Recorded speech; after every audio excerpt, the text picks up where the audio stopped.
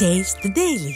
விவசாயிகளுக்கு தனி பட்ஜெட் என கூறி வேளாண்மையை மேம்படுத்துவதாக மேடை போட்டு முழங்கிய விளம்பர ஸ்டாலின் அரசு தங்களை வஞ்சித்ததுதான் மிச்சம் என நாகையில் விவசாயிகள் வேதனை தெரிவித்துள்ளனர். இந்த திமுக அரசு விவசாயிகளை காப்பாற்றுவதற்கு தனி பட்ஜெட் என்று மேடைகள் தோறும் முழங்கி விவசாயிகளை படு பாதாளத்தில் தள்ளியதுதான் மிச்சம். வெற்றி விளம்பரம் மட்டுமே. விவசாயிகளுக்கு தனி பட்ஜெட்னு இந்த விவசாயிகளுக்கு இந்த அரசு செய்தது என்ன?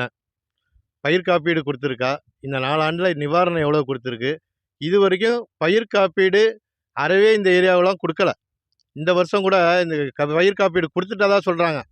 ஆனால் ஏதோ ஒரே ஒரு வருவாய் கிராமத்துக்கு மட்டும் 3000 ரூபா பணம் கொடுத்ததா சொல்கிறாங்க ஒரு ஏக்கருக்கு.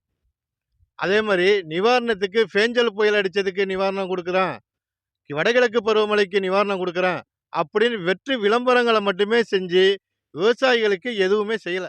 இன்றைக்கி டெல்டா மாவட்டங்களில் நாகை, திருவாரூர், தஞ்சாவூர், கடலூர் பகுதிகளெலாம் இன்றைக்கி விவசாயிகள் நிவாரணம் கேட்டு போராடிக்கிட்டு இருக்காங்க. கடந்த 6 மாத காலமாக சம்பாவுக்கு ஏற்பட்ட பாதிப்பிற்கு இன்று வரை இந்த அரசு நிவாரணம் வழங்கவில்லை.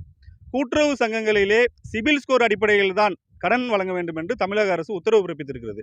ஏற்கனவே விவசாயிகள் தாங்கள் வாங்கிய கடனை பேரிடர் இழப்பினால் கட்ட முடியாமல் 80% விவசாயிகள் கடன் பெற முடியாத ஒரு சூழ்நிலைக்கு தள்ளப்பட்டு விட்டனர்.